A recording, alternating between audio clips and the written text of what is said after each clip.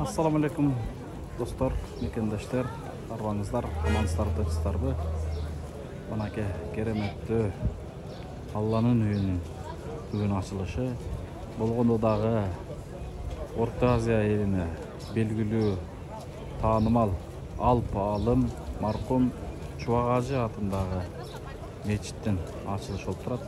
Албетте бул мечитте түптөгөндөрдөн, салым кошкондордон, демилге көтөрүп аягына чыгаргандардан, жалпы ушул Ташиевтердин, Камчыбек Кыдыршаевич айрыкча ушул агабыздан Аллах разы болсун, керемет мечиттин ачылышы.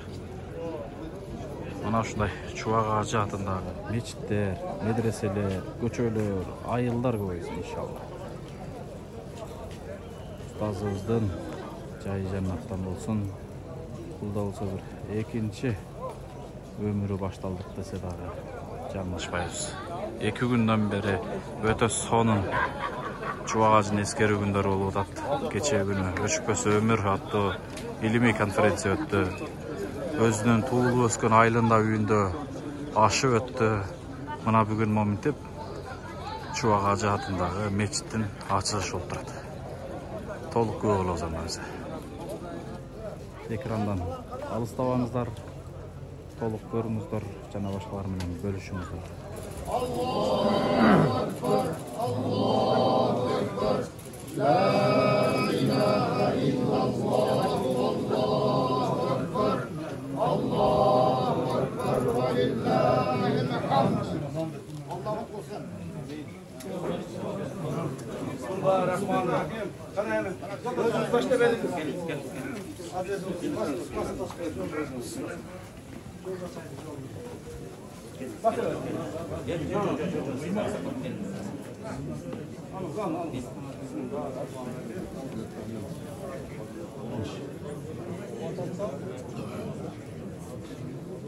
Ellerde karmak tarafta tüpüyle koya oturgan yer var.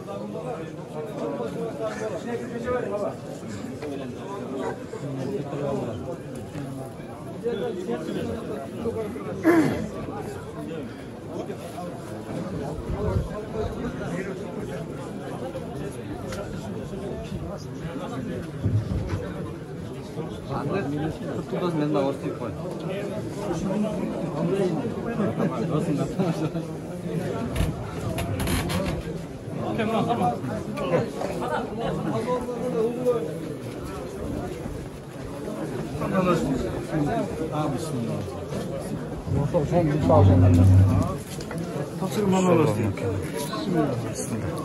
Allah razı olsun. Emanet.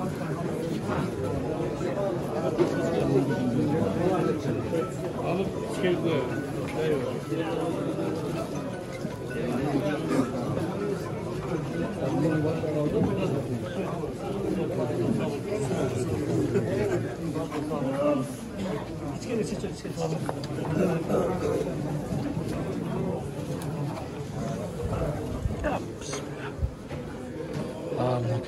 Assalamu alaikum.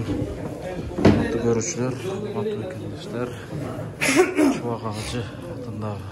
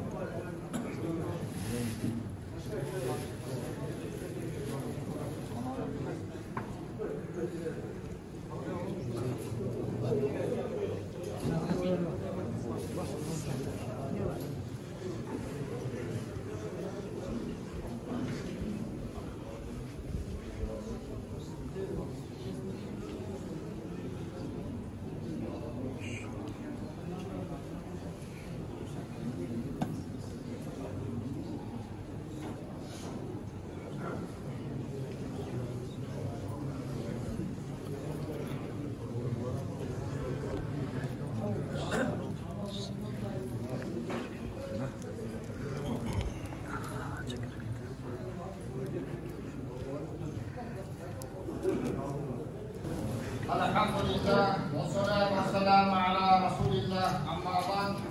Assalamualaikum warahmatullahi wabarakatuh. Hurmatly musulmonlar, bugun jalpy elimiz uchun o'ta o'zgacha kun. Buna bugungi jeytimizning ochilishining oldinda biz prezidium müchalarini chaqirib olsak, birinchi Qirg'iziston musulmonlarining din boshqarma mazirati muftiyi Zabir Qari Raqiyev.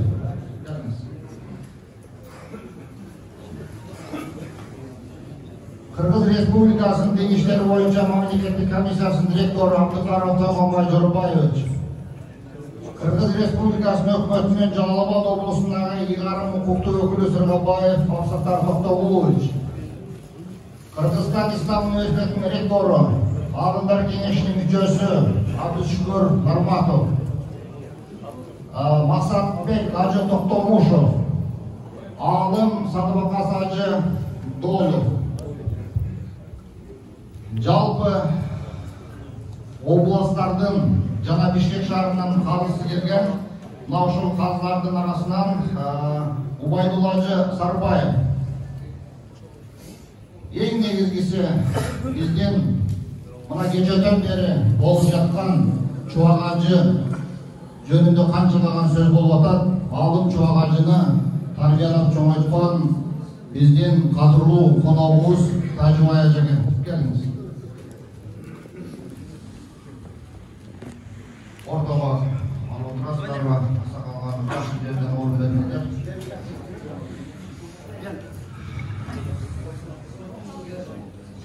Анан ең негізгісі, құрметті туғандар, мына бұл мечит өз қаражатқа салынып, сапат жағынан-дағы, документ жағынан-дағы, башқа жағынан-дағы ең үлгілі мечит болып отыр.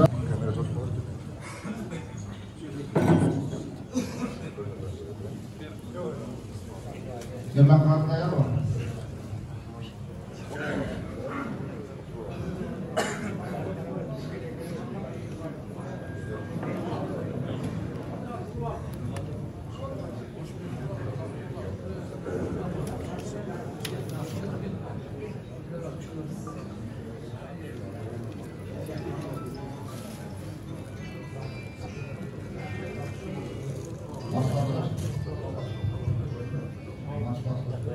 Efendim birinci sözlü Kırgızistan Müslümanların Hazreti Muftiyi Zabir Qari Rahiyev'e veririz.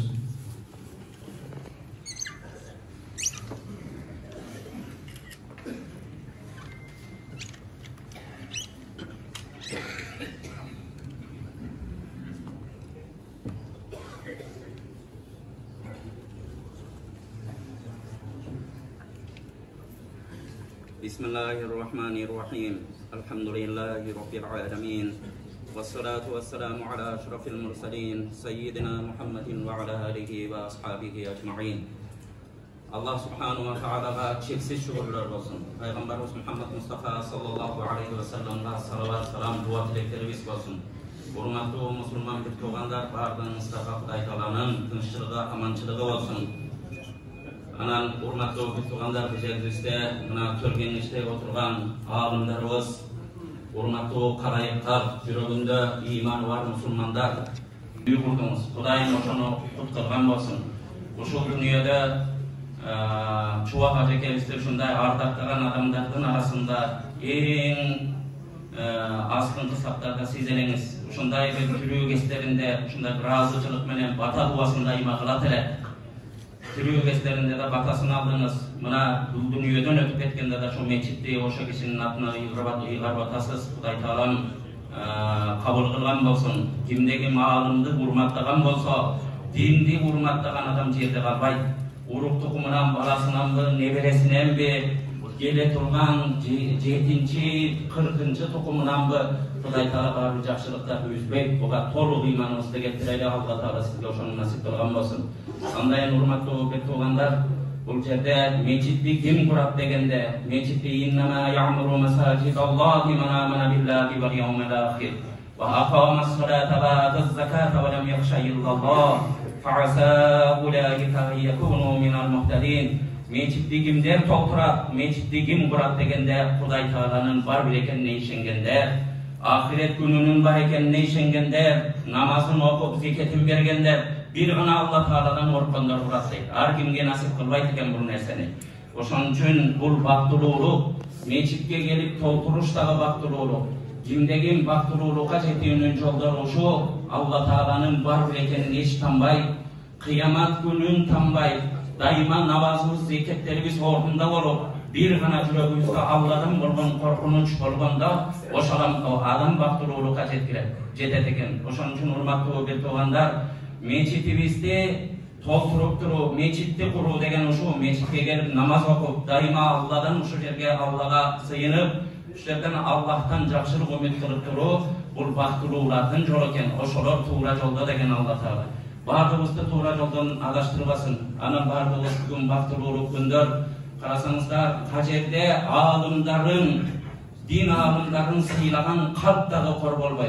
Uşul jerde men razıçılık kılıp aytarım, Tolgun Bayacı, bizdin din işleri boyunca mamleketlik komissiyanın başçısı gelgen günden başlap kеңешip gelip uşu alımdardı, uşuntip kıdırtalı Kırgızstandın har bir jerine barbagan ayıldarda kalmasın, elder suusayt eken, al sosyetlerden karap oturgan al özünçege eken, adamlar uşunday tülüylöy var bir adamdın canına alımdaki görsetölü, bizden işimiz uşu dep, bizge uşunday sunuştарын kıldı, oşunun baştalgıçı mına çuvaga çekebizden o jarkın elesine arınalgan meçitte başkalbada.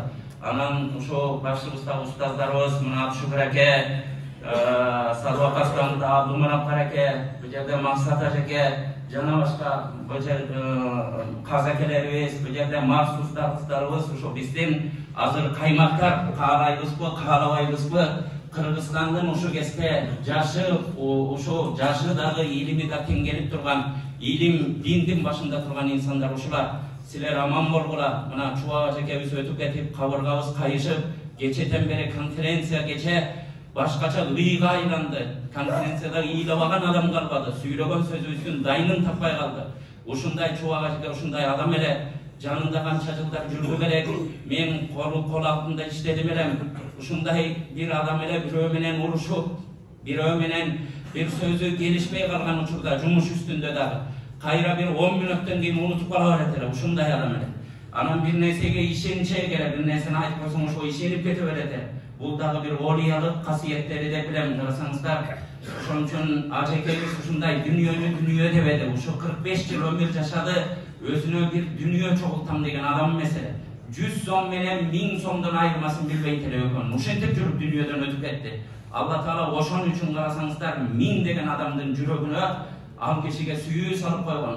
Azır atası ölüp atsa balası deli ilabay kalgan zaman birok çuvağa çeke dese karasanızlar bu pandemiyanın uçurunda uşu ötüp etti. Men oşa keste töşöklerim başımda götür albay turgan uçur. Oşonda uşu gözüm menen gördüm. Atası ölüp atsa balası oşo jerde janazaga korkkan uçur bolup dele. Gelir kişilerdi uşunday gördük 3 kişi alparıp gömgön uçurlarda dünyadan kayıttı.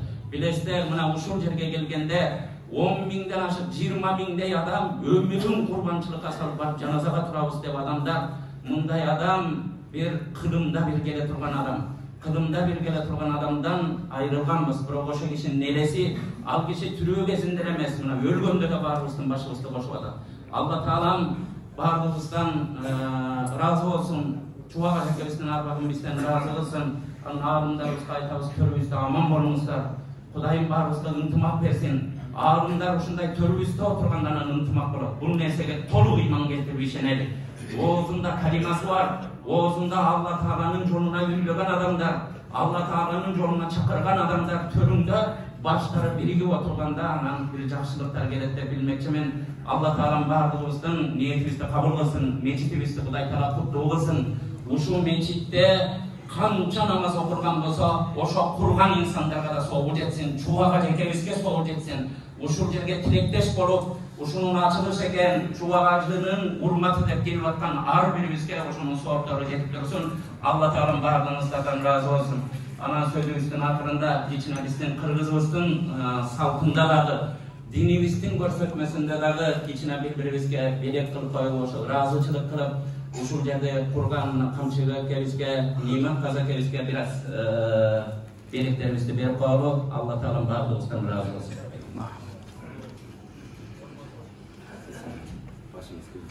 Allahu Ekber.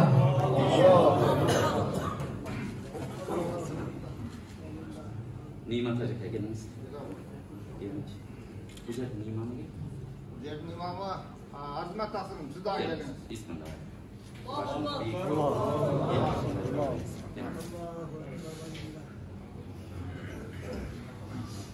Bu kişi imam ekan bu yerde. Biz emi atattu, dangtu, kınında bilgele turgan kişinin atına koyulgan meçitte imamsız. Bu muhtinen de büyüksüz, oşan unutmanız. Allah kalanlarınızdan razı olsun. Rahmat Hazreti Mufti, biz şu Barpiyeli Kıdırşa ayının aksakallarındaki sizin işinizge ilgili kalıp etemiz. Siz de cami işinizde başladınız. Allah Ta'alam el karagan gözünüzde hiç kaçan yer karatmasın. Daima mol Müslümanlardan aldığında oluveriniz. Muftinin kalpağı menen emi çoğuşturma etmezler.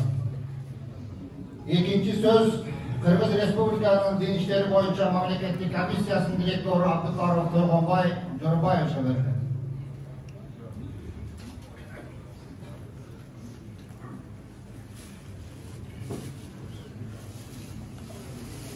Assalamu alaikum, hurmatly Müslüman tuğanlar, qadrli alыс жақындан келген қонақтар.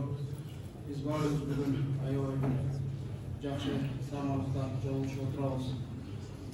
Алымдарыбыз мына Қырғызстанның барлық күштарының қазыкелері, Муфти Хазіретimiz баш болып, ушул бир чубак ажынын элесине арналган açılışын алып отырабыз. Бул иш-чара 2 күндөн бери улануда. Кеше Базар Орнугунда Чимекенде чубак ажыкелерге арналган Kur'an okutumu oldu.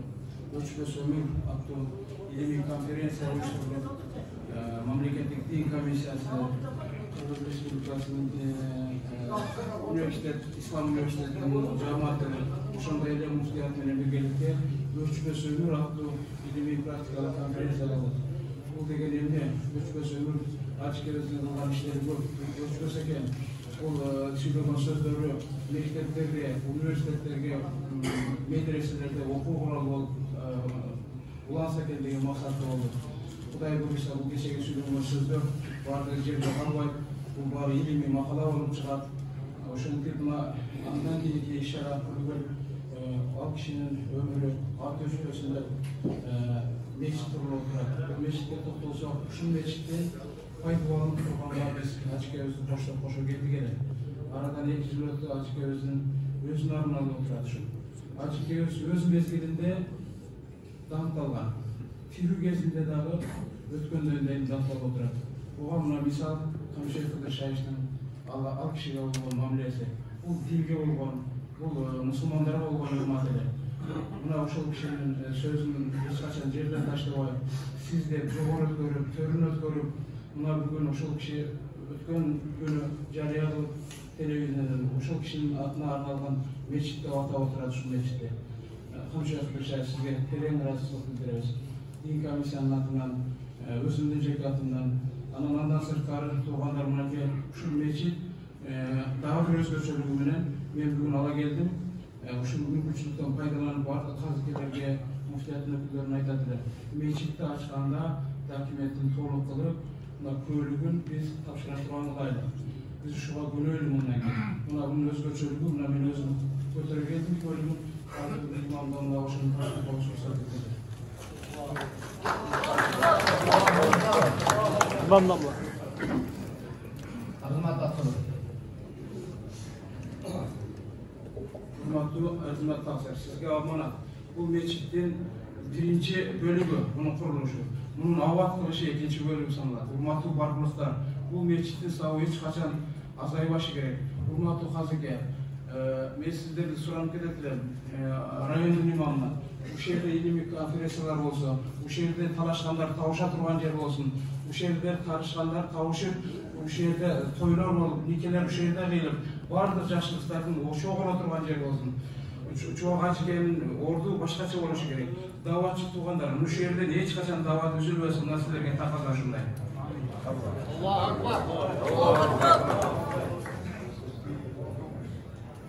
Kırgız Respublikasının Prezidentine karışkı Din İşleri Boyunca Mamleketçi Komisyasının direktörünün buyruğu.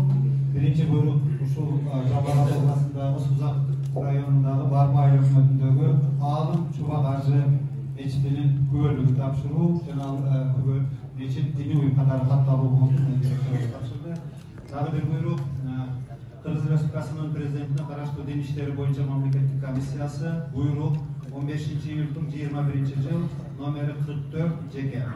Kırgız Respublikasının göz karandısızlığının 30 yıldığına Kırgız Respublikasının Din İşleri Boyunca Mamleketlik Komisyasının düzülgönlüğünün 25 yıldığına karata yeni çöyrede mamleketlik siyasatlı işgal aşımında koşkon salımı hizmetdaşkanı üçün buyruk kılan Kırgız Respublikasının Ulutluk Koopsuzluk Mamleketlik Komitetinin töragası Taşiyev Kamçırak Kudurşaevich hizmetdaşlık üçün töş belgisi menen sıylansın. Direktör Çorbayevich Abdullayevich.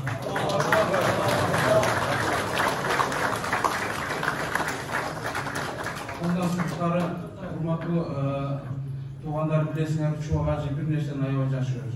Bu Peygamber'i süygön, Peygamber'i hiç kaçan bile kılganda kaytarılgan bu akır, bizce akır, Arapça mis, dostlarını alımlar, çetke çıkanda damlasız gelmeye ala gelenize, bana uğut ala gelenize. Ben şu damlasızın жақсы көрген uğut akırın, Kamçı Kudurşay sizge bele kılayın sizde cuma varganda, ошол ийниңизден жакшы көргөн акырына себинип барганыңызды каалайм.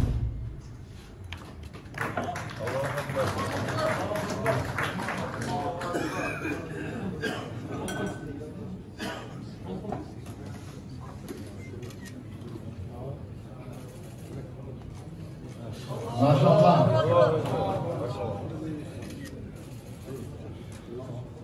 Урматтуу туугандар, мечитибиз баарыбызга құтты болсын, берекелі болсын, мұндай мешіттердің Хазіретіміз айтқандай ақырғысы болсын, Қырғыздың шығған ұлдары көп, мұндай мешіттер салына берсін, дін ислам өркіндей берсін, мемлекетімізде тыныштық болсын, ешқашан жаманшылық көрмейлі, ынтымақты болайлы.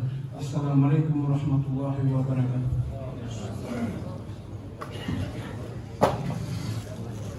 Hurmatlı tuğanlar, Alım Çuğacı Atıldak Meçit'e daha bir yolu hoş geldinizler davet etmekçiyiz. Bu eşitlikler tertipli saklasanızlar taksılar. Günüsü bol otan, eşike uğul otan, eşike uğursakları bol olmuş inşallah. Hazırkı sözlü Kırgız Respublikası'nın hükümetinin Жалал-Абад облысындағы İlgarım hukuktu ökülü Sırgabayev Abdusattar Toktogul için görünüz.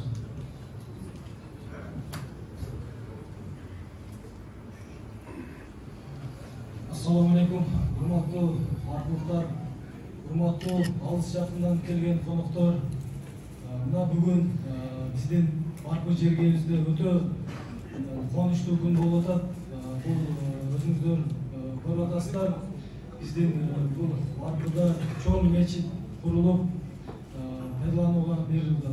Эми мына өзіңіздер көріп тұрғандай бұл мечит дагы bundan bir yıl burun bizden alımımız, çoğu hacımız özü gelip kapsulasını salıp, şu yerden niyet kılıp pata duasını verip, şu жақсы geçitlerden olsun verip niyet kılıp kettiler.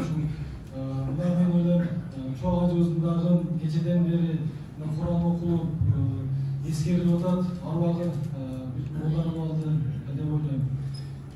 Bu meçitin şu kut kılsın. Ben şu Жалал-Абад областının elinin adından, Жалал-Абад областının ökülçülüğünün adından bizden ağabeyimiz Kamçı Kudurşaевич'e tereң рахмат bildiren. Bu meçit dağın ben bilem bu жерге dağın Araplar gelip sal bereli dep kelgende Kamçı Kudurşaевич көңгөн эмес. Bu soğuktu Araplar alıp ketпеш керек. Biz soğuktu özümüz alıp kalışımız керек. Bu soğuk bizde kalış керек деп niyet kılıp, bugün şu niyet işe aşıp, şu meçit kurulup, elge şartымен berdi oturlar. Эми бардығыбызға шундай мечиттерди куруш насип кылсын. Бул жерге келген көптөгөн биздин жарандарыбыз, көптөгөн агаларыбыз, мешітке кіріп, баяғыдан бері айтып атат, шундай кіріп мешітке кіріп оқығаннан кейін, мешітті көргеннен кейін, маған да ушундай мешіт құрған, шундай ниетім келіп кетті. Мен дағы Құдай бұйырса шундай мешіт құрамын деп, башқа шундай тәсір беріп атат. Ошондуктан мен дагы бир жолу ушул мечитте ыймандуу биздин муундар тарбиялансын, ыймандуу биздин элдерибиз болсун. Бул мечит Алланын үйү, бул жерге ар дайым жакшылыкка үмүт кылып, Алладан тилеп келебиз. Ушу бардыгыбыздын ушул жерде кылган ниеттерибиз Алла Таалам кабыл кылган болсун. Дагы бир жолу мен ушул областтын атынан Камчы Кылычбаевич агабызга терең ырахмат билдирип кетем. Тынч болуңуз, үй-бүлөңүз менен тынч болуңуз, ар дайым ушундай элдин кызматында, элге кызмат кылып жүрө бериңиз. Чоң рахмат. Анан биз дагы ушул мечитке Куран китеп бала келдигинде ушул Куран китепти тапшырдык. Рахмат. Имам.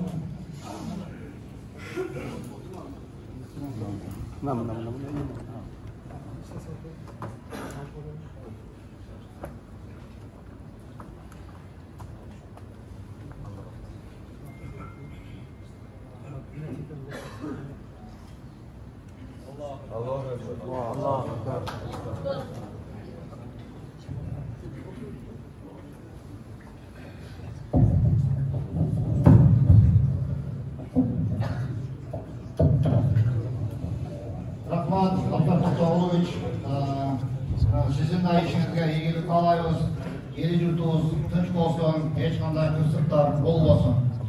Ebese gezekteki sözlü, Kırgızstan İslam Üniversitesi'nin rektoru, Alımlar Kengeşi'nin müçösü, eli yurtuzda belgili, en negizgisi çuva gacı bilen daima üzöngülüş, şolu Kırgızstan'da çek memlekette birge жүргөн, belgili alımız Abdüşkür Hacı Narmat haberimiz.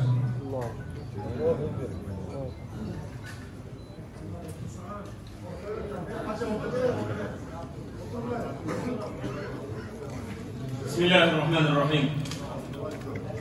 الحمد لله رب العالمين، واشهد ان لا اله الا الله ولي الصالحين، واشهد ان سيدنا ونبينا وعظيمنا وحبيبنا محمدا رسول الله ادى الامانه وبلغ الرساله ونصح الامه.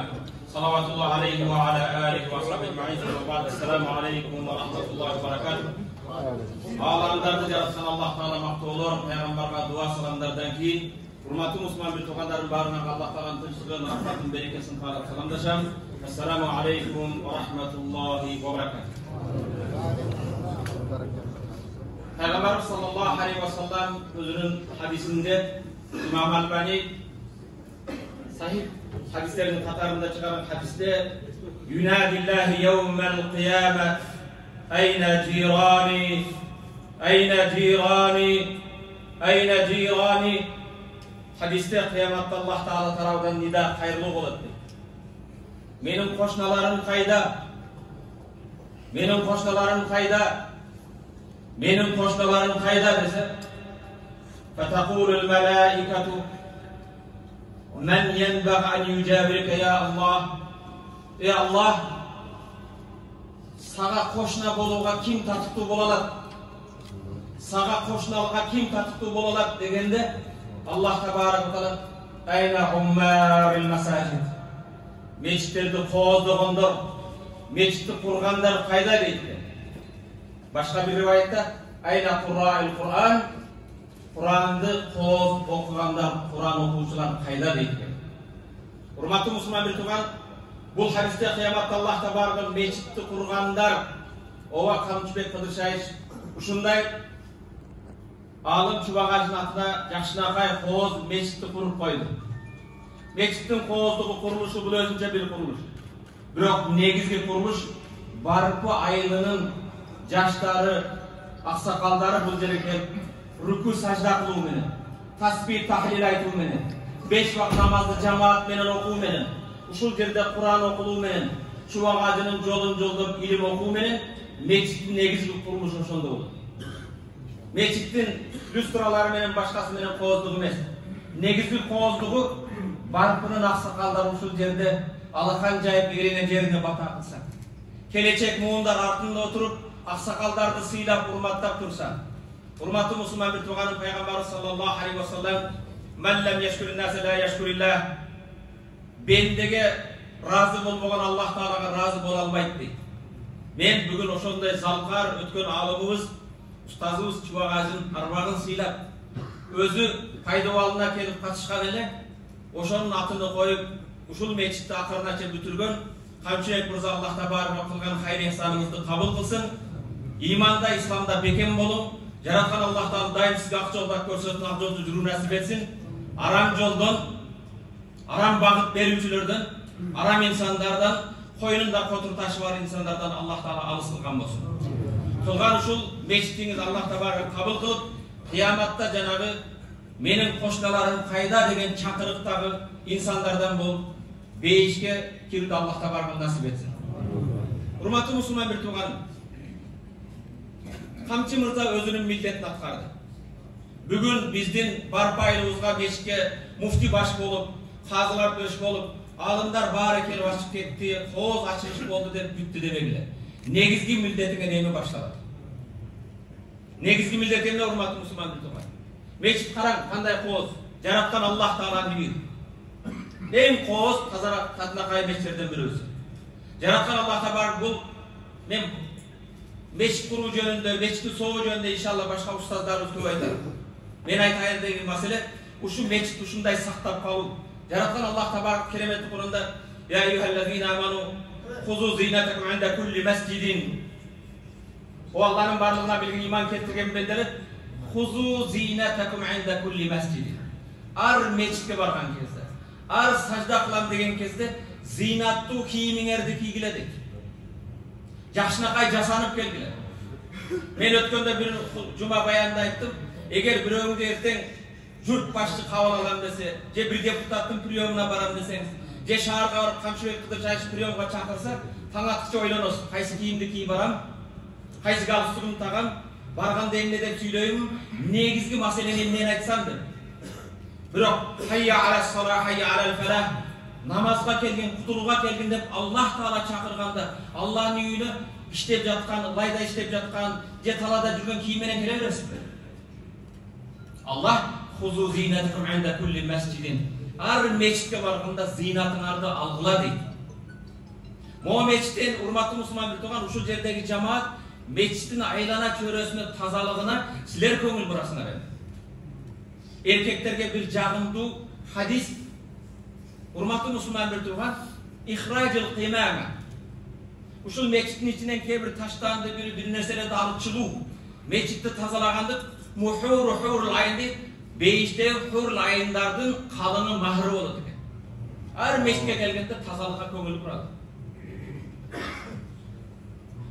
Кечиресиздер, кээ бир инсандар бар, биз менен жашаган инсандар, кээ бир аксакалдар келет да, дайым өзүгө Аллах Таалага ахиретке барганда мага ушул сооп болсун деп дайым келгенде, мечит айланасында тикен барбы, чөп барбы жулуп, тазалап, кээде келип, мечитке келип ошо даараткананы тазалагандар бар.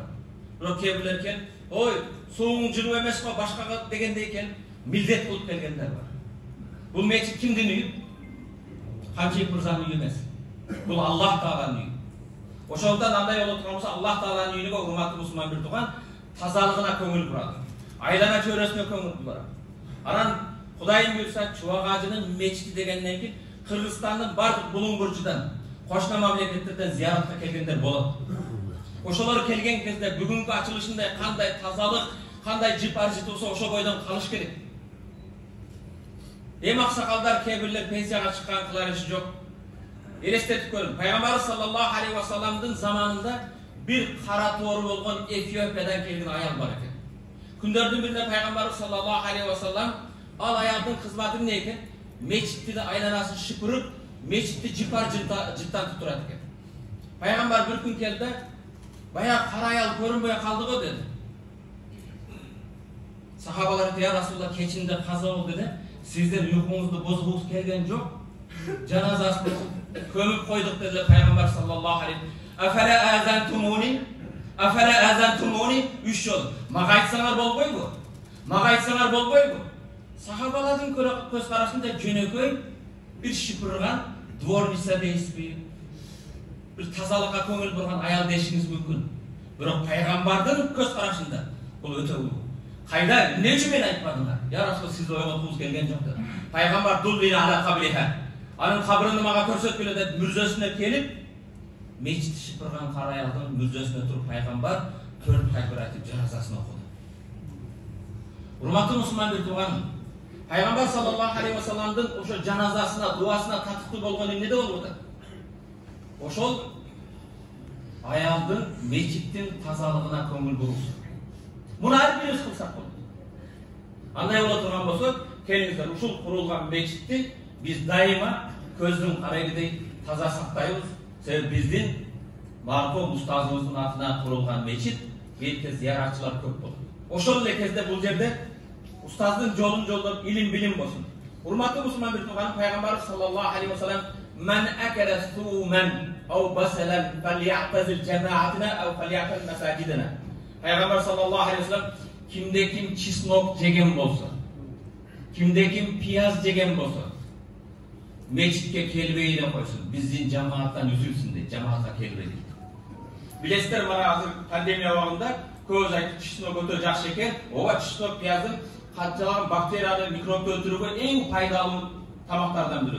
Бирок пайгамбарыбыз саллаллаху алейхи ва саллам ошого карабастан, кимин чеснок жеген болсо, пияз жеген болсо, жамаатка келбегин дейт. Хадис нурларыбызда "Fa innal malaikata tata'azza bima yata'azza an-nas bali'adan minhu." Себеп периштелер адам баласы жийиркенген нерседен периштелер да жийиркенет дейт. Муну айтайын деген, ошол адал болгон чеснок жеген болсоң, пияз жеген болсоң, келип мечитке жыттандырба. Мечитте жамаатта жанында турган адамга жаман жыт менен ыза бербе деген сөз болсо, мен айтайын деген маселе, келгиле урматтуу мусулман туган, мондай кызга мечитке келгенде носкилерди жууп келет. Жакшынакай таза кийинип келет. Сиздин баскан жерге бирөө башын коюп сажда кылат ал жерде. Ошол эле кезде урматтуу мусулман туган, баягы аятта бекерге айткан жок, бул 61 аят буйрук эмес.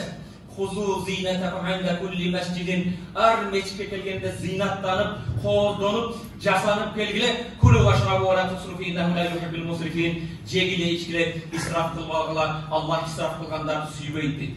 Урматтуу мусулман туганым, бетте жаңы кийим менен келиш шарт эмес, жуулган кийим менен келет. Мечитке намазга деле коюп койсок болобу? Тилекке каршы кээде жумага келесиң, жамаатка келсеңиз, кээ бирөө жаңыда туруш өтө кыйын. Пайгамбарыбыз саллаллаху алейхи ва саллам эң сүйгөн нерселер, "Хуббиба илейя мин дуньякум ас-салат." Аллах мага бул дүйнөдөн 3 нерсени сүйдүрдү деп, пайгамбарга Аллах таала тарабынан сүйдүрүлгөн бир нерсе ат-тыйб. Жипар жыттану. Эң жипар жыттыгыңызды кафеге, ресторанга отурушка себеп эмес, мечитке жыттанып келет. Эң жипар жыттыгыңыз мечитте болсун. Дагы пайгамбар саллаллаху алейхи ва саллам эң сүйгөнү ва куррату айни фис-салат. Менин көзүмдүн эң кубанганы еврону, долларды көргөндө эмес. Намазда, саждада турган кезде, Аллах тааланын асты мечитке келген кезде. Мечитке келген кезде бүгүн кандай байрам кубанып келген, муфтини көрөтүп келгенбиз фалан, жаңы учубаган мечит ачылды дегендей, ар намазга өзгөчө ошондой экениңизди. Урматтуу мусулман тууганым, бул мечит бардыгыбыздын мойнубуздагы аманат. Пайгамбар саллаллаху алейхи ва саллам "Мен бана лиллахи масжидан валау камифхас кататин бана Аллаху лаху байтан фил жанна."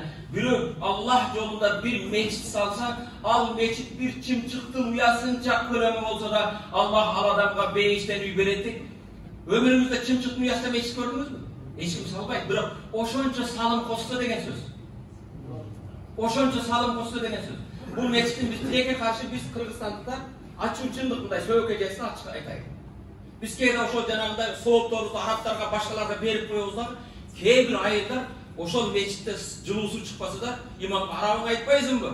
Тараткананы оңдоп койсун. Биз эмне кылабыз анда биз? Сиздин дооруңуз каякта? Мен шаардын четинде, шаардан бир 40 километр алысыракта биздин ар жактан көчүп келген кыргыз бир туугандарым жашаган айылды билем. Ошол айылда бир өзбек аксакал бар. Эрте менен келет экен да. Мечит айларасында тикенди чабат, чөп чабат, дааратканага кирип кагаздар коюп, башка кылат. Бирок ошол эле кезде биздин кээ бир аксакалдар келип, Тажыбаев, эмне жылуу сууңду иштеткен жоксуң? Тажыбаев эмне имамдык кылганы жетишпейби сага? Тажыбаев эмне мечитти тазалаш керек? Ошондой болбосун демекчимин, урматтуу мусулман биртуган. Ушул жерде мен ойлоп атам, азыр Барпыда кээ бир аксакалдар айтып койду. Камчыго мечитти салып койду. Кудай кааласа, мен өтүкчөм, мечит айлана салып күлөп отургузам. Мен багбан болом деп ниет кылды бирөөсү. Аллах ниетиңизди кабыл кылсын. Урматтуу мусулман биртуганым, бул Аллах Тааланын үйү, бардыгыбыздын мойнубуздагы аманат. Ошо ар ким өзүнүн колуна жараша. Бирөө бир канча эме кылат. Урматтуу мусулман биртуганым, Пайгамбар саллаллаху алейхи ва саллам ошондой бир камиф хасыр кататын, бир чымчыктын уясын, ошончо салым кошо албайбыз. Эми бул кишинин милдети бүттү, миссиясы.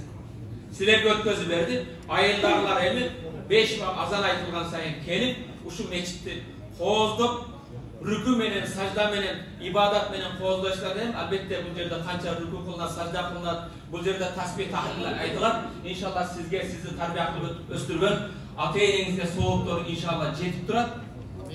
Мечитиңиздер кут болсун, аман болуңуздар, бар болуңуздар. Аллах Таала силерди угуучу бенделерден кылып, уккан аят хадиске амал кылып насип этсин. Аман болуңуз. Ассаламу алейкум ва рахматуллах. Урматтуу сөзгө чыкчу алдымдар, биздин алдыбызда бир нече иш-чараларыбыз бар. Ошого убактыбызды бир аз эме өткөрсөңүздөр, Кудай кааласа, азыркы сөздү Максатбек ажы Токтомушевке беребиз.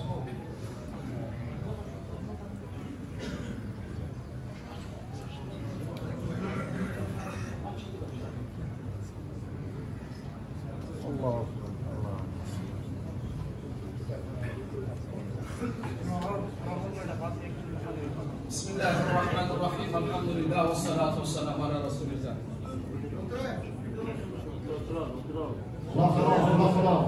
Hormatlı cemaat. Bugün azı жердин üstünde emas, asmanda dagı bayram bolup atat desem adaşmasam gerek. Allah. Perişteler suyunu atat desem, Allah razı bolup atat desem adaşmasam gerek. Alkeni жердин üstünde Allah'ın büyüğü kuruldu. Jaratkan Allah razı bola turgan, berekesin bere turgan, hidayatın bere turgan, adamlardı oңдой turgan, adamlardı ынтымак, бебашын бекем кыла турган, ахиретке даярдана турган, бейишке даярдана турган бүгүн мечит салды. Инна аввала байтин муди'a лин-нас лаллази би Бакката мубарака ва худа лил-аламин.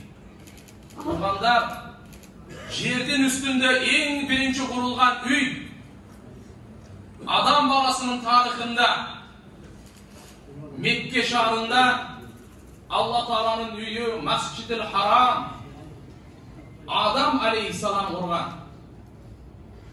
İki maksatta kurulgan eken Allah Teala aytat Kur'an-ı Kerim'inde, hidayat cana berekedir. Kimde kim hidayatты kağlasa adamday yaşayın. Ayıvan bolup ketpeyin, şeytan bolup ketpeyin dese, ağa mecit. Kimde kim hidayatты kağlasa insan bolup faydalı yaşayın. Baktılı yaşayın dese, ağa mecit. Allah'ın çakırığı, hayy alel felah, kutuluğa gelgele, dünyanın baktısızlığına, kabırdın azabına, karanlığına, ahirettin korduğuna, dozoktun otuna kutulgandı kalaysın mı? Hayy alel felah. Gel mecitke.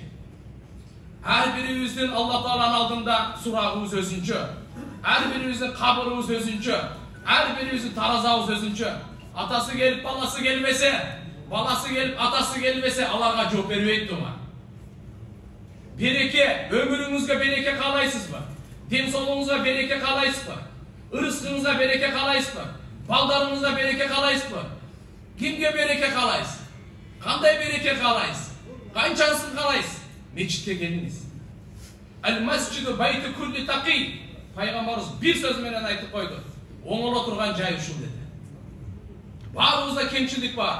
Barımızda kata var. Barımızda жаңылыш var. Barımızın жүрөгүбүздө kirdik var.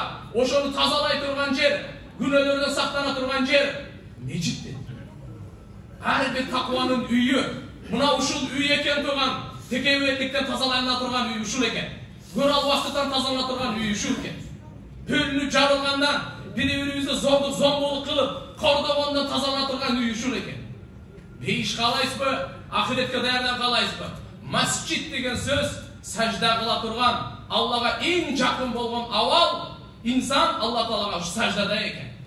Бул Алла менен байланыш түзө турган жер. Бул Алла Таала менен байланышты урушкандар элдешип турган жер. Ошондуктан субханалла убагында мусулмандар эмес, кафырлар мечиттин жанынан өткөндө акырын өтүшкөн сыйлап. Улакчылар эми атыңызды бияктан чыгап өтпөңүз жанында. Машина айдагандар акырыныраак айдаңыз. Музыка койгондо кичине пасайтыңыз. Алланын үйүн жанынан өтүп баратасыз. Алланын үйүнүн сыйы, Алланын үйүнүн тазалыгы биздин ар бирибиздин үйүбүздүн сыйынан дагы, тазалыгынан дагы жогору болуш керек. Урматтуу агай мусулман бир тууган, бул периштелердин чөйрөсү, базар шайтандын чөйрөсү. Пайгамбар саллаллаху алейхи ва саллям бекер айткан жок, ким үйүнөн таанат алып, мечитке жөнөй турган болсо, ихрам байлап алып, ажыга жөнөгөндө. Ким эртең менен мечитке жөнөй турган болсо, колунда имандын байрагы, эртең менен түздөн эле базарга барса, колунда шайтандын байрагы. Агай мусулман бир туугандар айта турган маселе өтө көп. Убакыттын таңкыстыгын айтайын. Алла Таалага чексиз шүгүрлөр болсун. Пайгамбарыбыз мечит Мединага келип, эң биринчи мечит Масжид Набави салган. Ошол мечиттен тазалануу, адилеттүүлүк, достук, адамгерчилик бүткүл ааламга таркаган. Кудай кааласа бул мечиттен да ушундай чоң үмүтүбүз бар. Бүткүл ааламга ислам таркай турган, адилеттүүлүк таркай турган, адамгерчилик, берешен, боорукерлик таркай турган мечит болсун. Алла Таала мечитиңиздерди куттуу кылсын. Алла Таала мечитиңиздерди берекелүү кылсын. Ушул жерден алхамдулилла азаматтар чыксын. Ушул жерде имандуу геройлор, ушул жерден имандуу жетекчилер, ушул жерде имандуу берешен, жоомар кыргыздын жигиттери чыксын. Качан биз мечиттен акысын берсек, качан ушул жерге келип оңолсок, аз айтып кеттим ага чейин канча деген, алхамдулилла мечиттин ушу абад кылып, туугандар эми Алланын чакырыгында, Алла Таала бул азан бар го, Алланын чакырыгы да. Бул президенттин чакырыгы эмес, бул атанын чакырыгы эмес, бул достун чакырыгы эмес. Туган бул Аллах ааламдын бадышасы, Алла Тааланын чакырыгы. Ушуга лаббайк деп, сөз менен, тил менен жооп берип коюу, мустахаб сүннөт болсо, путубуз менен жооп берүү, бул важип болуп эсептелинет тугандар. Алла субхана ва таала куттуу болсун. Албетте, эми жараткан Алла Таалага шүгүр, мечитти салган Алла Таала кадырдан. Камчеки Алла Таала ыраазы болсун. İnsanға рахмат айта албаган Аллага рахмат айта албайт дейт. Ошондуктан иншалла ушу кайрат кылып, бир кыш салса дагы иншалла Алла кадырдан. Ушул жерде усталарга рахмат. Ушундай чырайлуу кылып, таза кылып, аябай кооз кылып салганына. Мына кемкана арман өтө көп. Чоо адамла устазыбыз, чогуу биз менен ушул ачылышта болсо кандай бакыт эле. Ошондуктан күн сайын өзүбүз дагы ошол күн узак эмес. Ар бирибиз ошол күндү унутпай жашайлы. Күн сайын шүгүр кылып жашайлы. Алла Таала иншалла кабыл кылсын. Ушу усталарга дагы чоң рахмат, аксакалдарга чоң рахмат. Ким патасы менен, жакшы ою менен колдоп берип атты. Баарыңыздарга Алла субхана ва таала эки дүйнөдө жакшылыктарды берсин. Дайыма ушул жерде азыр айтып кеткендей, пайгамбарыбыздын мечитичи 5 убак намаз менен чектелген эмес. 5 убак намаз менен чектелген эмес. Пайгамбарыбыздын мечити 24 саат абад эле. Түндөсү сахабалар кезек менен келип тахажжуд окуйт эле. Мечит бош калган эмес эле. Балалуу болсоңуз, перзенттүү болсоңуз, ат койгон мечитте болот эле. Мусафирлар келсе, коноктор келсе, биринчи мечиттен күтүп алат эле. Талашып кеткен маселе чечилбегендер мечитте келип чечишет эле. Мечит 5 убак намаз менен эле чектелбейт эле. Ошондуктан иншалла келиңиздер пайгамбарыбыз Мухаммад алейхиссаламдын шаарынын маданиятын, пайгамбарыбыз Мухаммад саллаллаху алейхи ва салламдын пикирин, гамын ошол мечитте Масжид Набавиде бүткүл ааламга ошондой таркагандай, ааламдан караңгылыкты жойгондой, мына ушул мечит дагы нурланып, караңгылыкты жойсун. Ал үчүн Кур'ан, хадис, зикр, таалим, тарбия, ушунун баардыгы ушул мечитте абад болуш керек. Жараткан Алла субханаху ва таала баарыбызды мечит менен байласын. Эртеги арштын көлөкөсүнөн Алла Тааланын алдында кыямат күнү, билесиз да, күн канча километр узак. Алладан башка эч ким билбейт акыйкатын. Бирок аалымдар айтат да, биздин жер 1.300.000 ошол күндүн ичинде батат экен да.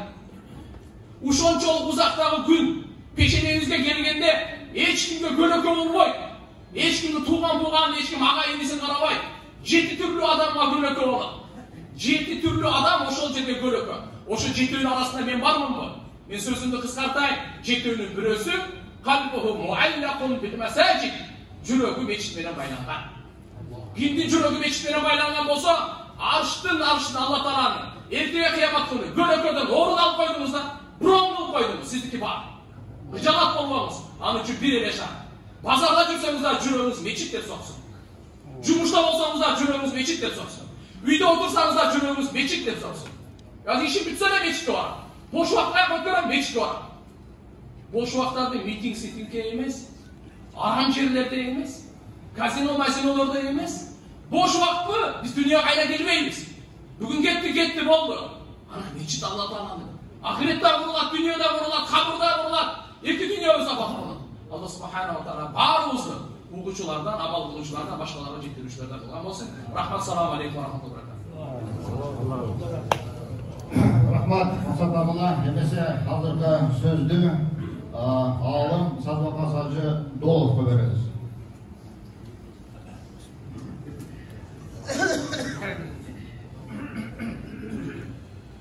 Мейірімді, райымды Аллах Тағаланың ісімі менен баштайм. Барлық мақтау, атақтан аза Аллахтың өзіне ғана болсын. Аның мейірімі, тыныштығы, берекесі Пайғамбарымыз саллаллаху алейхи ва салламға, үй бүлесіне, сахабаларына исламды дин деп тұтынып, иман менен азықтанып, өздері жашаған ошол исламды бізге аманат қылып, табыштап, мурас жана эстафета катары таштап өтүп кеткен улуу алтын муунга онундай өз жоосун алган, кооз мечит салган ушул Камчыбек Кыршаевич сизге, ата-энеңизге, үй бүлөңүзгө, юрт оганыңызга жык жыйман мерт калп болуп маңдай тесип отурган жамаатка жана ушул жалпы мусулман коомчулугуна Аллахтын мээрими жана берекеси Бишрул Хафи деген инсан өткөн алым Олия. Кыргызчасы жылаң аяк бишир. Жылаң аяк бишир. Эмнеге ушундай? Бир күнү ал кийген чокоюн өктүкчүгө көтөрүп келип, ушунун таманын көктөп беринчи деди. Азыркы жаштар көктөп берүү деген сөздү түшүнбөйт болуш керек. Менин курагым жана менден жогорулардын бардыгы эң мыкты түшүнөт, анткени тигип берүү, таман көктөп, таман тигип берүү кошун деген. Өтүкчү жылмайып туруп бишир. Муну чакайга, муну чокойго таман көктөө эмес, чокойубуз түгөнүп калыптыр деген. Чокой түгөнүп калыптыр деген. Буга таман көктөп болбойт десе, эмне кылышым керек десе, же ушундай таман улаганга ылайыктуураак деп чокой алышың керек, мени көктөп берейин. Болсо жаңысын алып кийишиң керек десе, өзү алганга чамасы жетпей, анан ошол жерден чыгып, чокойун таштап, мындайын жылаң аягы басайынчы деген. Ошентип анан жылаң аягы биширди. Ошол Бишрул Хафинин таква бир эжеси Имам Ахмад бин Ханбалга келип, биздин үйдүн жанынан падыша жан жөкөлөрү менен өткөндө момундай болгон факер баягы жарыктарды жарытып өтөт. Ал өткөндө ушундай көчөбүз жарып кетет. Ошондо пайдаланып мен күндүзгү токуп аткан джемперди дагы токуп үлгүрүп калсам болобу ошол жарыкта деди эле. Ахмад бин Ханбал айтты: "Сен атың ким, баланчы? Кимдин кызысың?" "Мен Бишрул Хафинин карындашымын, эжесимин" деди. Имам Ахмад бин Ханбал эки алаканы менен бетин жаап туруп кыйлады. Силердин үйүңөрдөн нур чыгып турат, такыбалыктын нуру чыгып турат. Кагылайын, ушул ишке барбагын. Ушинтишиң менен нур чыкпай калат деген. Такыбалыкты кара. Ушул Бишрул Хафинин ушул эжеси өткөндө мынтип ыйлаган: Аллах Таала такыбаларды, илимпоздорду, алымдарды, олиялардын жанын алуу менен чала сабаттарды камчылап адип берет деген тартип. Эмнени айтайын деп атам?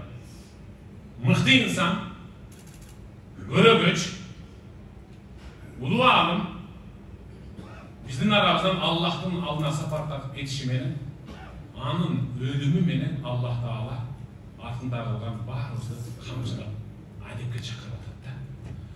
Ошондой улуу алымдын ысымына коюлган мечитиңиздер куттуу жана берекелүү болсун. Аллахым ушул мечиттин түптөлүшү менен, бүтүп ачылышы менен, ушул барпы айылына адеп ахлак, илим билим, талим тарбия, ыйман, ырашкердик, ыйбадуулуктун фундаментин бекемдесин. Allah öz ayetinde estağfurullah billah ve sari'u ila mağfiratin min rabbikum ve cennetin arduha es-semavati vel ard uiddet lil muttaqin. Sadakallahu azim. Kenendigi asman menen jerdey bolgan beyişke anan Allah'tın keçirimine haderese şımalanıp türünü alıp jarışıp atanlaşıp şaşırgılar. Gerek bolsa al beyiş takvalar üçün dayatalgan. Gece özüzce çoğulup oturganda azırkı Goskomissiyanın direktörü men çın aytkanda toygon sopu dep жазып койгом, şu dağdere toygon sopu deyip, antkeni sopuluk var. Uşul kişi Kamçыбек Кыдыршаев жөнүндө мечит кантип салынып калгандыгы жөнүндө айттı. Şunçalık жүрөк жибейт, şunçalık ынанасың, şunçalık жылыйт. Elin üçün soğuk başka gidip baş gerek. Biz salağız der. Oşol Allah'ın alındaki beyişke, Allah'ın keçirimine şaşırıp çurkandığınız için sizden Allah razı olsun. İza aradte en ta'rif indallahi maqamak, fanzur ila ma aqamak. Eğer de Allah'ın altındaki özümüzdün ordumuzdu, kadırınızdı, salmadığınız, barkınızdı bildiğiniz gelse, anda özünüzü jasap жатқан işinizde bir salık salesip salıp görün. Siz kanday iş jasap atasınız. Jasagan işinizden özünüzün Allah'ın aldığındaki barkınız bağlanıp duradi. Oşondan Allah Taala öz sözünde sanılıyor. Kul kullu ya'mal ala şakilati farabbukum a'lem farabbukum a'lem bimen huve ahda sabila. Sadakallahu azim. Ey Muhammed ayt. Her bir adam özünün göndömünü, değerini, yaraşa iş tutar. Bir uçurda atası menen apası balasına oğuzbay bizim balabızdagı elдің kızmatkeri bolsun, anın kılgan kızmatından köpçülüğü bağır tapsın dep dua kılgan eken, buna balasını kılmayı saldı.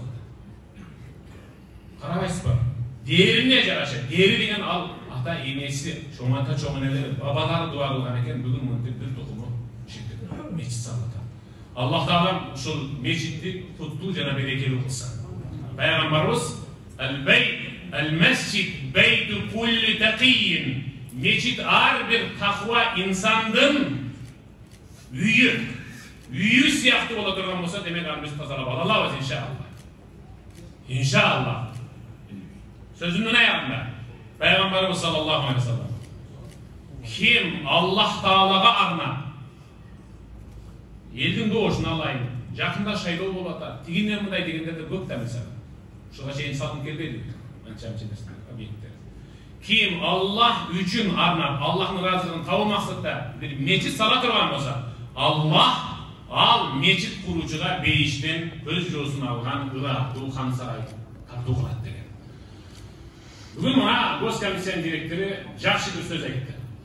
Mecid salınıp açılıp жатканда мындан кийин күбөлүгү кошо тапшырылсын. Эң чоң берек ушул. Үйүбүздө мисалы сөзбөдө техникалык кызыл китеби бар. Анткени ал мен ошол үйдө эң чыккандыгым жөнүндө тастыктама документ кагаз. Бүгүн ошол Камчыбек Кыдыршаев ата-энеси юртуган үй бүлөсү жамааты менен Аллахтан разы болсун. Мына ушул мечитиңер ахиреттеги бейиштеги үйүңөрдөн кызыл китеби боюнча сакталып калсын. Ушул мечитке азан айткан муаззиндин кирип намаз тургузганда кыям, руку, сажда, тилават, талим жана башка нерселер жасалган бардык ибадат жакшы көрүлгөндөрдүн соңунан Аллах Таалам сизди эч качан калтырбай ортоктошулат иншалла.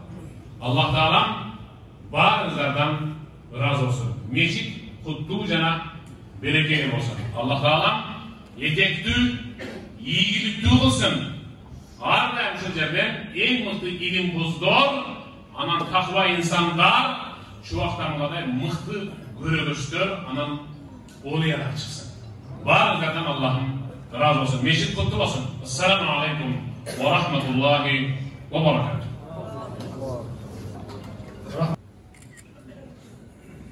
Assalamu alaikum. Elmini de aytmagılar.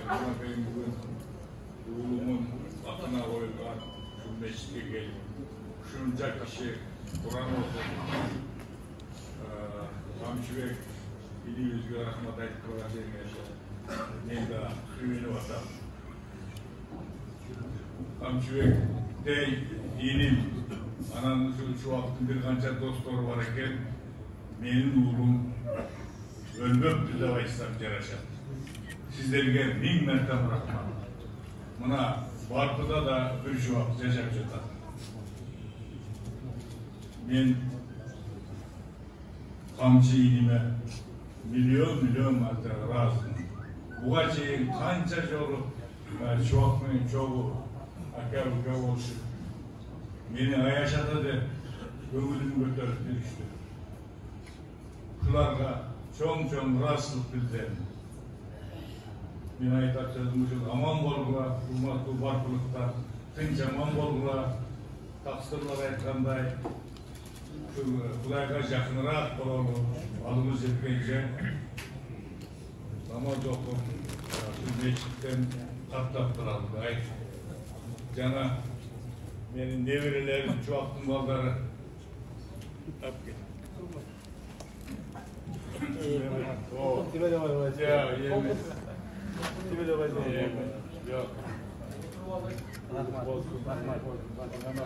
Hadiye uzatып atkan Çubak Hacı'nın çoğun oğlu Abdullah, janında turgan Egipet şahrında okup jatkan, karıda bilim okup jatkan Tarık.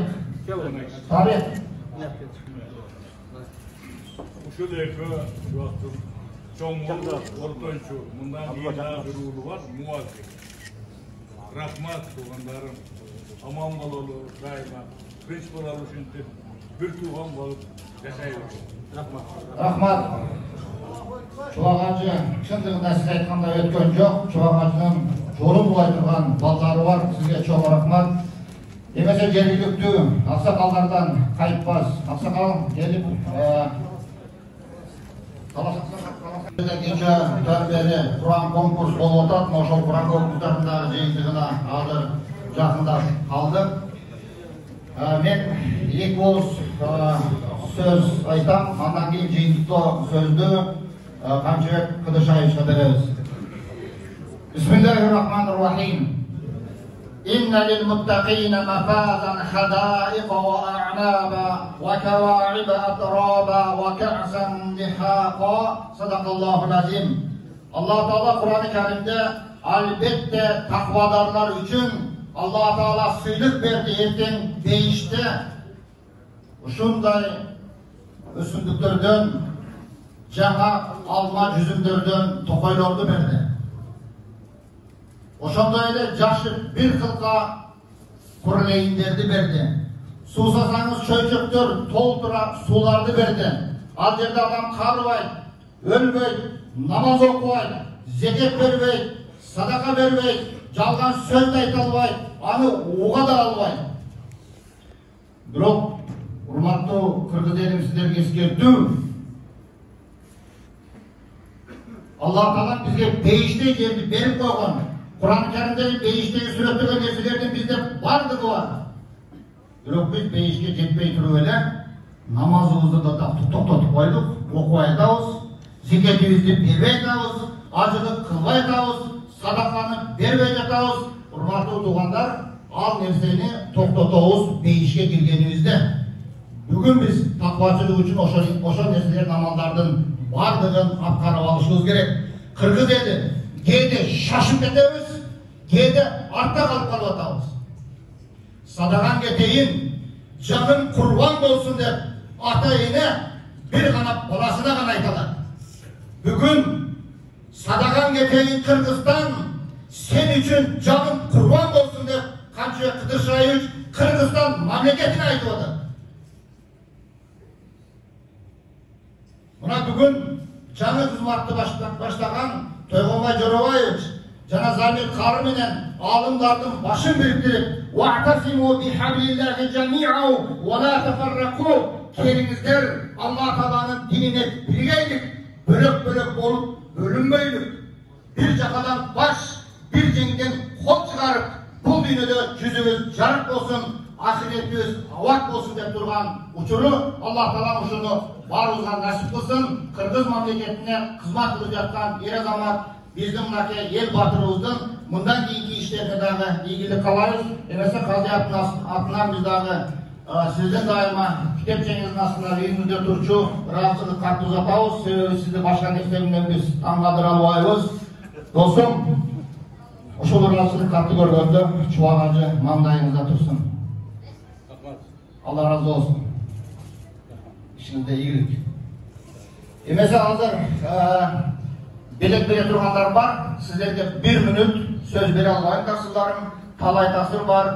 Misir jergesinden mazar basıp gelgen, atayın, Kur'an götürüp gelgen studentimiz, ulan tasırımız var. Kendinizde desiniz. Ondan keyin Şeyh Mars tasırımız var. Ana Kur'an kalırsa, ilk bu sözü Kamçıbek Kıdırşayevich'e veririz.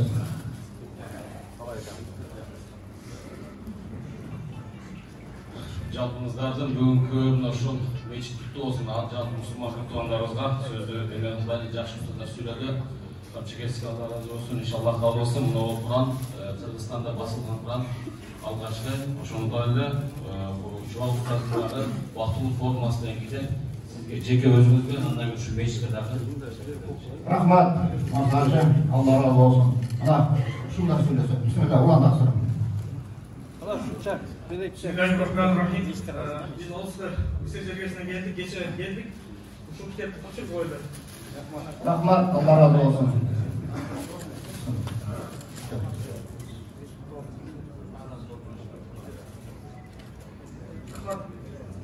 Rahmat, ilimizin basındaktırım. Abdülbasit Bey. Azinin жердеши болом, кече жылдык болду, мыналар айткандай, кече конференция болду. Өспөс өмүрдө Чубак ажынын жасаган эмгеги ислам динине жасаган салымы берген сабактары күндөр өтөт, айлар өтөт, жылдар өтөт, кылымдар өтөт. Чубак ажынын эмгеги төлөп болот. Мына бүгүнкү мына ак мечиттин, мына Алланын үйү болгон мечиттин себепкер болгон Камчыбек Кыдыршаевичтин сизге Алланын мээрими болсун, Алла разы болсун. Жүрөк канчалык жаман салым койсо жараткан Алланын мээрими болсун. Şu barbayına жалпы Kırgızstan'da жараткан Аллам жакшылык, аманчылык, токтулук берсин. Дайыма Kırgızstan'da ачык асман болсун. Жакшылыктарда болсун. Рахмат. Рахмат сизге. Анан биздин айылдын атынан, Чубак айылынан ушуну атайын.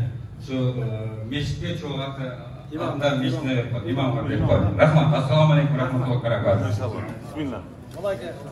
Құрметті туғандар, ең қызығына еmin келдік. Дуал түптеп тұрған Акинчен қарылар, Жалалабад обласынан чоғылған 30 қары, кече асыр намазда баштаған түніменен күш сынашып, 30 парадан, 20 парадан, 10 парадан ушул жерден мусабака конкурс болды. Ошол мусабаканын конкурсын 4 жюри калыстык менен айкындап берди. Урматтуу Камчыбек Кыдыршаевич birinci 30 paradan, Tolu Kur'an'dan 30 paradan birinci orunga Alimcanov Muhammed Yusuf çıktı. Allahu Ekber. Kendisi.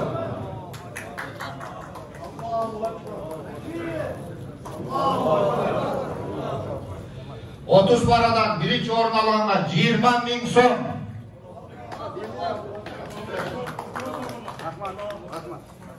İkinci orunda Ulan Karimov Abdullah.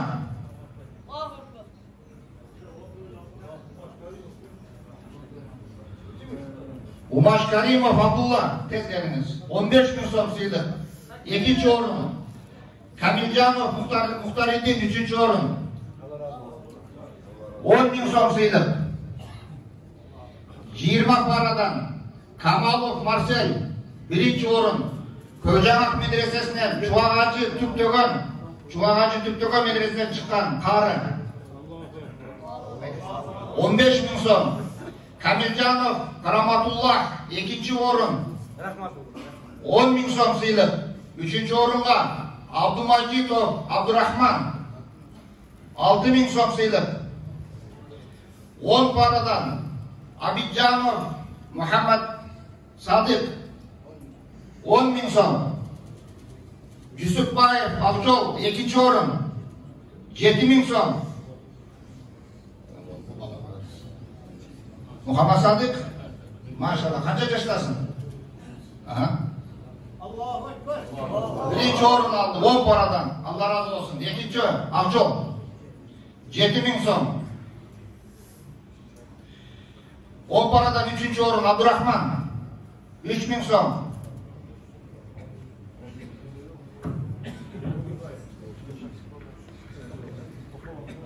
Kalıstar Doğu Kocoşov Mirlan Toygon Hacı Kocoşov Mirlan karı 5 bin son. Sabirov Sıracidin Karaga Kalıstar Doğu 5 bin son. İslamidin karı Allah razı olsun dersin. İslamidin karı 5 bin son sıyılık. Hacı Muhammed karı 5 bin son sıyılık. Buna bizden öçpöz iyi kaldırgan emgek, çuvagacın emgegi buna uşul kasılar. Biz tıyından bir tıyınga bir tıyındı olsa onunca son fayda göresin değil. Bir o Kur'an-ı Kerim'i toluk okuvanda 333.015 tamga okup çıkar. Allah Teala ondan hasenat bergende 3.333.150 hasenat alar. Bir Kur'an'da bir aktarganda milyoner olacak inşallah. Bu dünyada dağı, ahirette dağı. Kurbatlı Hamşa Kıdırşayeviç, emese gelgen karılarga, muftilerimizge, alыс жақынdan gelgen tuğanlarga özünüzdün razılık sözünüzdü, жиынтыктоо sözünüzdü айтыш үшін кезек söz sizge берилет. Rahmat. Assalamu alaikum rahmatullahi ve barakatuh. Hurmatlı musulman tuğanlar, hurmatlı velcun, hurmatlı ayrıca şu bizden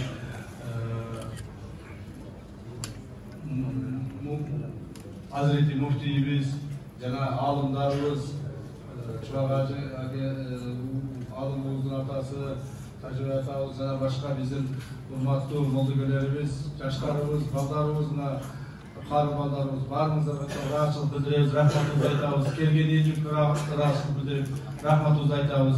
Allah Taala'nın buyurup nasip etken eкен mına бүгүн ушул жерде жакыраган жерде Allah Taala'nın үйүндө баарыбыз жолугушуп, сыр бөлүшүп, жүз көрүшүп отурабыз.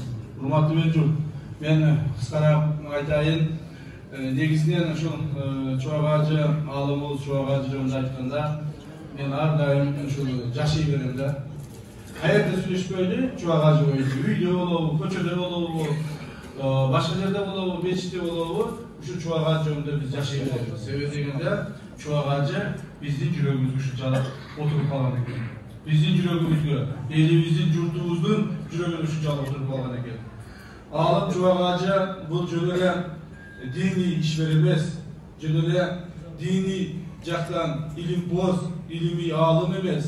Бұл коомубуздағы бардық оң жана терс көрүнүштөргө акыйкат сөзүн айтып турган, ошол сөздөн кайтпаган, эч качан акыйкаттуулуктан кайтпаган, ар дайым кандай адам болсо дагы бетине сүйлөп, ачык айтып, ак сүйлөгөн ушундай инсаныбыз болгон. Ошону менен бирге коомубузда элибизди илим жагынан, билим жагынан, тарбия жагынан, бардык жагынан ушундай агартып, окутуп турган алым болгон. Ben oylayımın bu adam bizim memleketimizin, bizim kovumumuzun tarihine yazılıp kaldı. Bundan arı, şu bıldırı, Çuvagacı alımız ötkönde, barımız ayttığı da, şurada ben de ayttım da. Bundan arı, Çuvagacı'nın ömürü, ikinci ömürü ulan attı. Mana ekinci ömür ulanıp baratadi. Ekinci ömür ulanıp baratadi. 2 günden beri Çuvağa Hacı jönünde köptөгөн sözdör, köptөгön dualar, ilmi konferensiyalar, jıyınдар, Kur'anlar okulup atadi. Bирок бул бүгүн кечен эмес, Çuvağa Hacı өткөн күндөн баштап мен көптөгөн мусулмандарды көрдүм, миңдеген мусулмандарды көрдүм, ошо Çuvağa Hacıга дуа кылып отурушат. Себеби чын айтыш керек, Çuvağa Hacынын илимине элибиз тойбой калды. Biraz toybay kaldı da мындай илимди элге таркаткан алым болгон эмес. Ошондо да элибиз biraz канбай калды ошол илимге. Эми мындан ары Çuvağa Hacынын жолун жолдоп, ошол илимине кандырып, сора турган Кудайга шүгүр биздин алымдарыбыз бар. Мына бул жерде тизилип отурушат. Алла Таалам учубузду кур кылган эмес экен. Булардан алдында, булар айткан сөздөн кийин мен бир көп нерсени айта албаймын. Бирок ошондой мезгилде мына биздин тизилип кас катардай болуп тизилген жаш балдарыбыз турат. Ушул балдарыбыздын арасынан чыксын чубактай жигиттер. Ушул балдарыбыздын арасынан чыксын элибизди таалим тарбияга үндөгөн адамдарыбыз. Себеби коомубуз жыл өткөн сайын заман өзгөрүп атат. Жыл өткөн сайын технология өзгөрүп атат. Коомдо ар түрдүү көрүнүштөр чыгып атат. Мына азыр бири-бирине жала жаап, жакшы жаман сөздөрдү айтып, жөн эле бирөөнү күнөөлөп коюш өтө оңой болуп калды. Телефонду бетине кармайт, паланча түкүнчө жаман деп туруп эле бир нерсени айтып коет, бүт ааламга таратып жүргөнгө мүмкүнчүлүк болуп калды. Мына ушундан эмне сактап калат? Мындан биздин ыйманыбыз сактап калат туугандар. Ички дүйнөбүз сактап калат. İçimizden biz ыймандуу болсок, içimizden biz шындыкка, акыйкаттыга ишенсек, ошондо жалаадан бизди, коомубузду, мамлекетибизди, жана ушул жерде отурбаган ар бирибизди сактап калат. Ушул гана сактайт. Башка нерсе сактай албайт. Акчаң дагы, байлыгың дагы, дүйнөң дагы, бийлигиң дагы сактай албайт. Ыйманыбыз гана сактап калат. Ошондуктан бири-бирибизди ыймандуу болууга чакырып, бири-бирибиздин ак экенибизге, так экенибизге ар бирибиз ишенишибиз керек. Мен муну айтканымдын себеби, бүгүн мына биздин журналисттер тартып атат, азыр чыгарса эртеңден баштап дагы айта баштайт. Ой Ташиев дагы каяктан акчаны алып, муну каякта куруп койду деп. Урматтуу туугандар, Алла Тааланын астында күбөлүк берип айтып кетемин. Ушул мечитти жана бардык жашоомду мен ак пешине тери менен жашап келесим. Мындан ары да ушундай болот.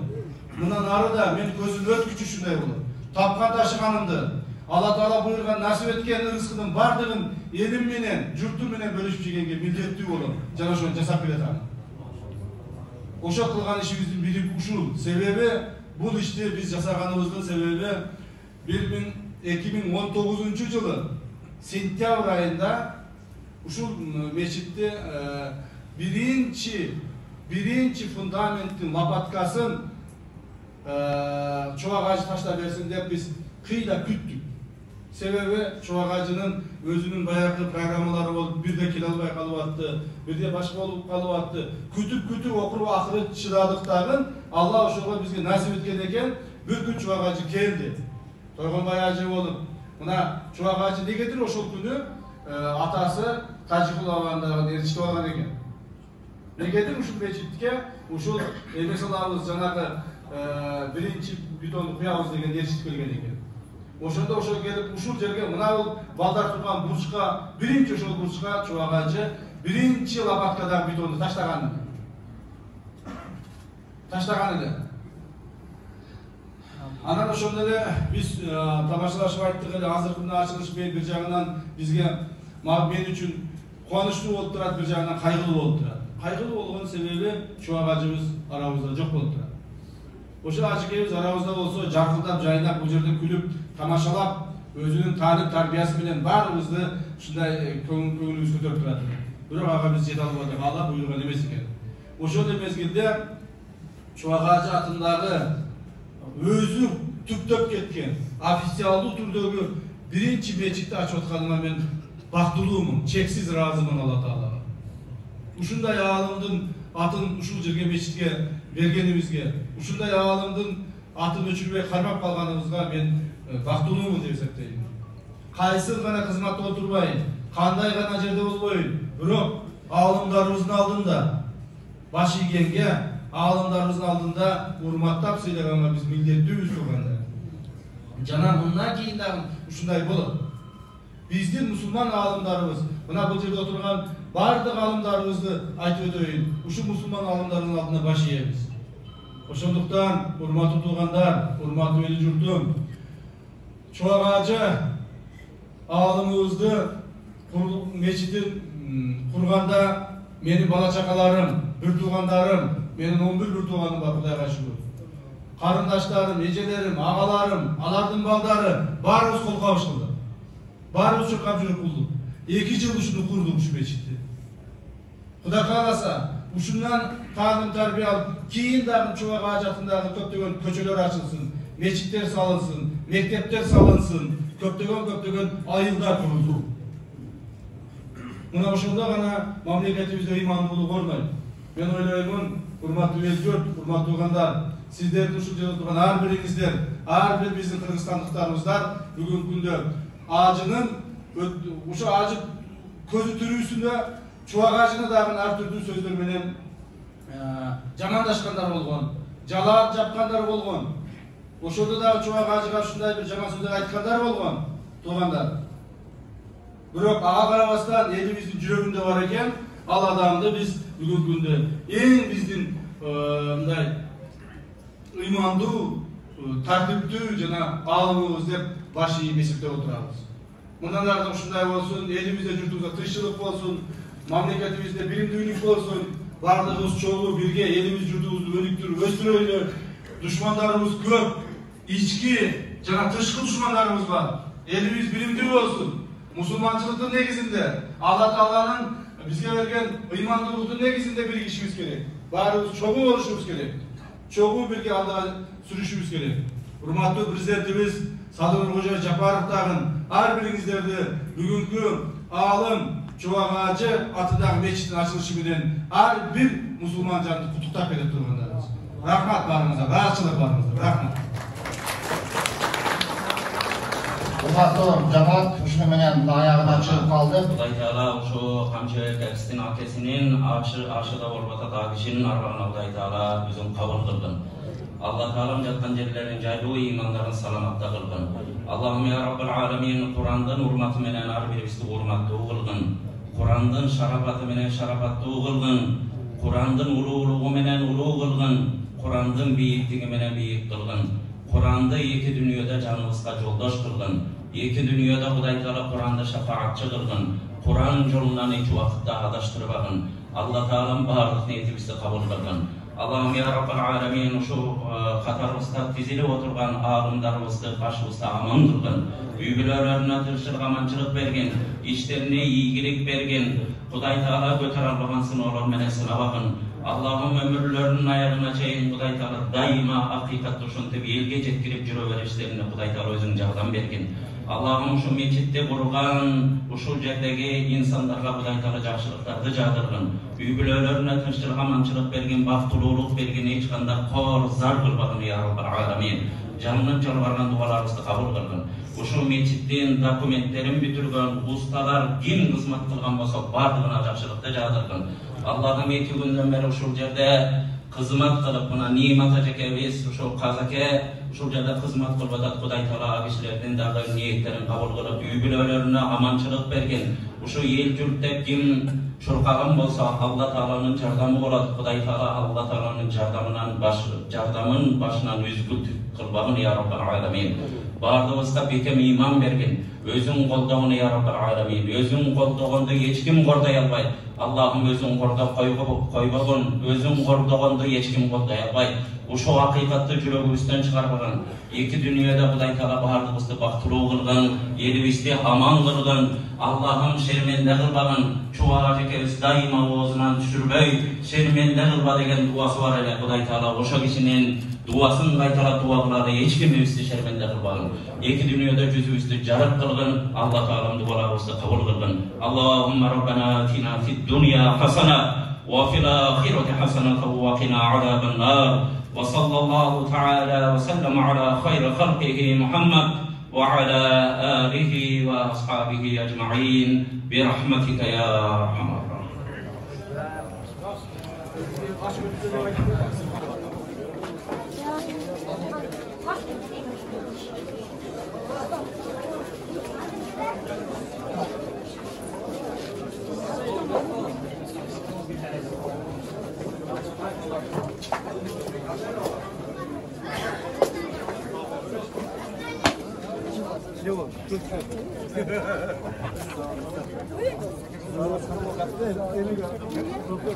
Ballar var.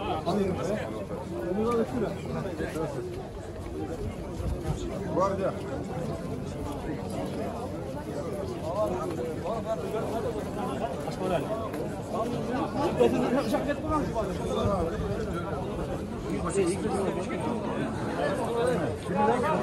Salam.